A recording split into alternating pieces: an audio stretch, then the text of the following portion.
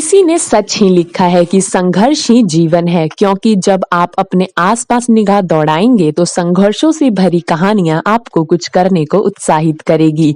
फिर भी पता नहीं क्यों आप, मैं, यहाँ तक कि हर कोई इस संघर्ष से बचने की कोशिश करता रहता है। याद रखिए, जहाँ संघर्ष, कठिनाइयां नहीं, उस सफलता, उस सक्सेस का कोई मतलब ही नहीं होता। इसी बात से जुड़ी आज हम आपको एक ऐसे ही शख्स की कहानी बताएंगे जिसने खिलौने से खेलने की उम्र में सुबह 4 बजे उठकर अखबार बेचा, लेकिन पढ़ाई नहीं छोड़ी और आगे चलकर यही बच्चा देश का जाना माना वैज्ञानिक तो बना ही, बाद में देश का राष्ट्रपति भी बना। शायद इस बात को सुनकर तो आप उनको पहचान ही गए होंगे। अगर हाँ, तो कमेंट में उनका नाम और रेड हार्ट कमेंट जरूर करें। तो आइए अब बिना किसी देरी के इनकी कहानी को जानते हैं और इनसे प्रेरणा लेते हैं और इसे अपने जीवन में उतारने की कोशिश करते हैं।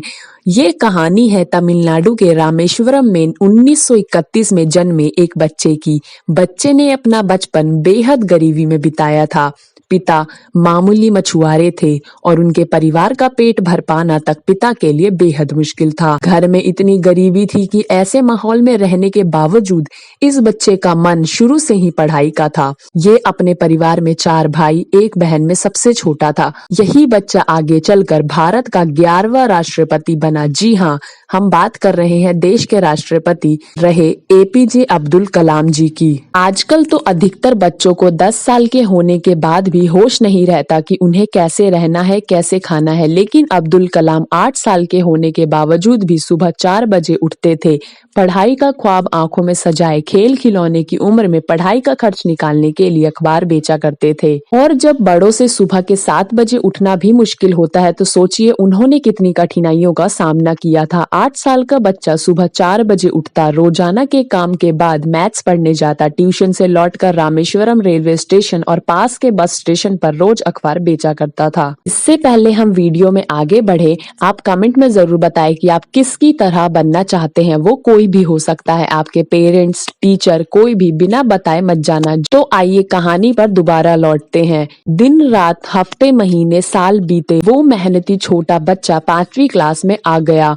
5वीं कक्षा में एक दिन टीचर ने बच्चों से पूछा, पक्षी कैसे उड़ते हैं? कोई भी बच्चा जवाब नहीं दे सका। अगले दिन टीचर बच्चों को बीच पर ले गया। वहां उन्होंने बच्चों को उड़ते पंछी दिखाए, उनके उड़ने की वजह बताई और पंछी के शरीर का स्ट्रक्चर के बारे में भी समझाया। सब बच्चे टीचर की बात सुन रहे थे, लेकिन यह बच्चा यानी कि हम सबके प्यारे अब्दुल कलाम जी मन ही मन कुछ कर गुजरने के ख्वाब बुन रहे थे। बच्चे ने इसी दिन भविष्य में एविएशन में जाने का ठाना। फिर बड़े होकर मद्रास इंजीनियरिंग कॉलेज से फिजिक्स और एरोनॉटिकल इंजीनियरिंग की पढ़ाई पूरी की और फिर मिसाइल मैन की उपाधि से सम्मानित भी हुए। बेहद मुश्किलों में पला ये बच्चा आगे चलकर काफी सादे और सरल स्वभाव का बना। भारत के पूर्व राष्ट्रपति, जाने माने वैज्ञानिक और इंजीनियर के रूप में प्रसिद्ध हुआ और लगभग 4 दशकों तक वैज्ञानिक और विज्ञान के प्रशासक के रूप में रक्षा अनुसंधान और विकास संगठन और भारतीय अंतरिक्ष अनुसंधान संगठन की देखभाल भी की, यानी कि इसरो की।